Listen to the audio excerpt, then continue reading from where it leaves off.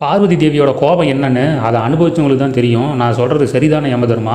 மார்கண்டையனோட உயிரை எடுக்க போகும்போது அங்கே நீ அனுபவிச்சதை லேசில் மறந்துருக்க மாட்ட. ஞாபகம் இருக்கா இல்லை ஞாபகப்படுத்துட்டுமான்னு மகாலட்சுமி கேட்குறாங்க. மார்கண்டையனோட கதை எல்லாத்துக்கும் தெரிஞ்சதான், இருந்தாலும் தெரியாதவங்களுக்காக ஷார்ட்டாக முடிச்சிருவோம். ஆயுள் முடிஞ்சதால் உயிரை எடுக்கிற கடமையை செய்ய யமதர்மம் போகிறாரு. மார்கண்டையன் வரமாட்டேன்னு சிவலிங்கத்தை கட்டி பிடிச்சிட்டு அடம் பிடிக்க யமன் பாசக்கயிற லிங்கத்து மேலேயே வீச சோழி முடிஞ்சு அர்த்தநாரி அவதாரம் எடுத்து வந்து அந்த அம்மா நெஞ்சு மேலேயே ஒரே மிதி. மரணதேவனான எனக்கே மரணத்தை கொடுத்துடாதீங்க தேவின்னு கெஞ்ச சிவன் சோளத்தை எடுத்து ஒரே ஏற்று முடிஞ்சு. வாங்க நம்ம கதையை கண்டினியூ பண்ணுவோம். மறந்துருக்க மாட்டேன்னு நினைக்கிறேன் யமதர்மா. உன்னோட உயிர் இல்லாத உடம்புக்கு முன்னாடி இங்கே இருக்கிற தேவர்கள் எல்லாரும் தான் ஒன்று கூடி உன்னை காக்கிறதுக்காக வேண்டினாங்க. உன் மேலே இருக்கிற கோபத்தை விட உலக நன்மைக்காக கோபத்தை குறைச்சிக்கிட்டு உன்னை உயிரோட வர வச்சாங்க.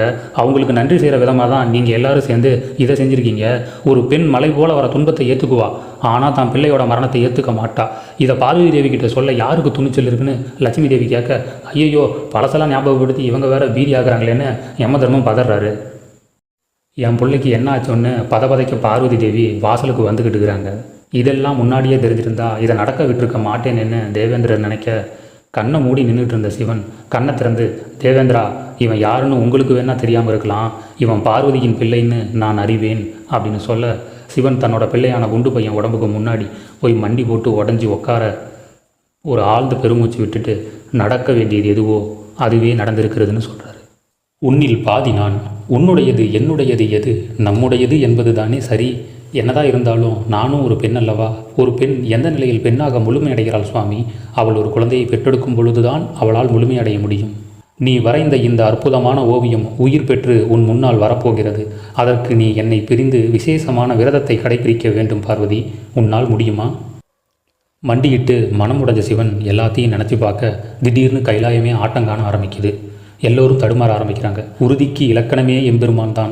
உலகம் இன்றும் அவரால் தான் இயங்கிக் கொண்டு இருக்கிறது. ஆனால் இன்று அவரே நிலை குலைந்து விட்டார். அப்படி இருக்க இந்த மாதிரி நடக்கிறது இயல்புதானேன்னு நாராயணர் சொல்ல, இன்று நடந்த இந்த தாக்கம் கைலாயத்தோடு நின்று விடாது. இதுக்கு இப்போவே தீர்வு காணணும், இல்லைன்னா பேரழிவு நிகழ்ந்துடுன்னு பிரம்மதேவர் சொல்கிறாரு. இங்கே இருந்தால் பெரும் பஞ்சாயத்து ஆகிட்டுன்னு சொல்லிட்டு தேவர்கள் யாரும் இங்கே இருக்க வேணான்னு எஸ்கேப் ஆகிற மைண்ட் செட்டில் நாம் உடனே இங்கேருந்து போகலான்னு கிளம்ப பார்க்குறாங்க. நில்லுங்க, செய்கிறதெல்லாம் செஞ்சுட்டு எங்கே எஸ்கேப் ஆகுறீங்க? இந்த உலகத்தில் நீங்கள் எங்கே போனாலும் சரி பார்வதியோட பார்வையிலிருந்து தப்பிக்க முடியாதுன்னு தெரிஞ்சுமா ஓடுறீங்க? ஓடி ஒளிஞ்சாலும் உங்களை அந்த குற்றம் நடிச்சு நிம்மதியாக இருக்க விடாது. அவங்க ஆதி சக்தியாக இருந்தும் கூட ஒரு சராசரி துறவி மாதிரி தான் இப்போ வரைக்கும் வாழ்ந்துட்டுருக்காங்க. வரமா பெத்த புள்ள மரணத்தால் இப்படி மண்ணில் கிடக்கிறத பார்த்தா அந்த தாயோட கோபம் பெரும் புயலாக மாறிடும். அதை எதிர்கொள்கிற தைரியம் உங்களில் யாருக்கு இருக்குது? நடந்த இத்தனைக்கும் காரணம் நீங்கள் தானே தெரிஞ்சால் உங்கள் நிலைமை என்ன ஆகுன்னு மகாலட்சுமி தேவர்கள் எல்லாத்தையும் அதட்டி நிறுத்துகிறாங்க. அவங்க போட்ட போடில் அவங்க எல்லாரும் பயத்தோட உச்சத்தில் நிற்கிறாங்க. மன உறுதி இழந்து இடிஞ்சு போய் கவலையோட மொத்த உருவமாக சிவன் இருக்க கொலுசு சத்தம் கேட்டு எல்லாரும் திரும்பி பார்க்க பார்வதி தேவி வாசலுக்கு வந்துட்டாங்க. அந்த இடம் முழுக்க பயத்தோட அலை பரவி கிடக்கு. ஆச்சரியமாக எல்லாத்தையும் பார்த்துட்டு எல்லாம் ஒன்றா வந்திருக்காங்க. யமதர்மனா இவர் கூப்பிட்டா மட்டும்தானே வருவாருன்னு படி இறங்கி வர தேவர்கள் எல்லாருக்கும் பயம் ஏற ஆரம்பித்து எல்லாரும் ஒன்றா ஒட்டி நின்று பின்னாடி இருக்கிற குண்டு பையன் உடம்பு தெரியக்கூடாதுன்னு மறைக்கிறாங்க.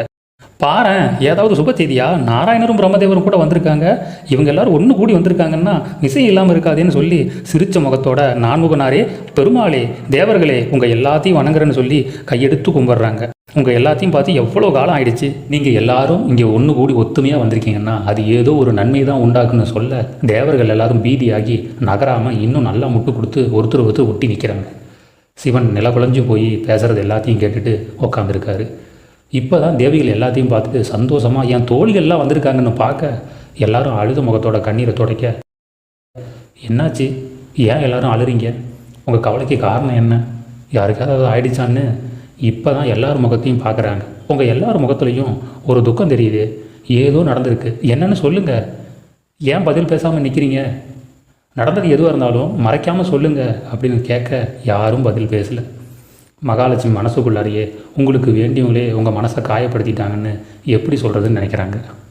பேசிக்கிட்டே படி இறங்கி வந்தவங்க தேவர்கள் பின்னாடி சிவன் உட்காந்துருக்கிறத டக்குன்னு பார்த்துட்டு பார்வதி தேவி எல்லையில்லா மகிழ்ச்சிக்கு ஆளாகி, சுவாமி வந்திருக்காரு, அவர் வந்தால் எப்பவுமே என்ன தானே பார்க்குறதுக்கு வருவார், எதுக்காக இங்கே உட்காந்துட்ருக்காருன்னு யோசிக்கிறாங்க. இவங்க எல்லாரும் வந்த சந்தோஷத்தில் தான் என்ன நோக்கத்துக்காக வெளியில் வந்தன்றதை மறந்துட்டாங்க.